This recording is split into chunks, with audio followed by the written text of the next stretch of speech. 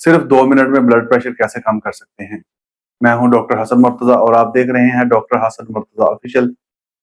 آج میں آپ کو ایسے 2 نسخے بتاؤں گا جس سے آپ نہ صرف 2 منٹ میں اپنا بلڈ پریشر کم کر سکیں گے بلکہ ہارٹ اٹیک اور برین سٹروک سے بھی بچ سکیں گے۔ اس میں دوسرا نسخہ نہایت اہم ہے۔ ہمارے چینل کو سبسکرائب کریں تاکہ آپ تک ایسی مفید ویڈیوز پہنچتی رہیں۔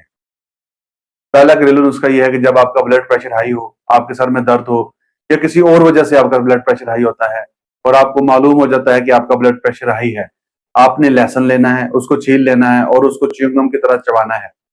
صرف 2 منٹ لہسن چبانے سے ہی آپ کو محسوس ہو جائے گا کہ آپ کا بلڈ پریشر کافی حد تک نیچے آ گیا ہے اور آپ نارمل محسوس کریں گے۔ لہسن ایک قدرتی مسالہ ہے جو کہ ہمارے کچن میں اویلیبل ہوتا ہے، بڑی آسانی سے اویلیبل ہوتا ہے، ہر گھر میں اویلیبل ہوتا ہے اور اس کے اندر قدرتی اجزاء ہوتے ہیں جو کہ بلڈ پریشر کو کم کرنے کے لیے نہایت اہم ہوتے ہیں۔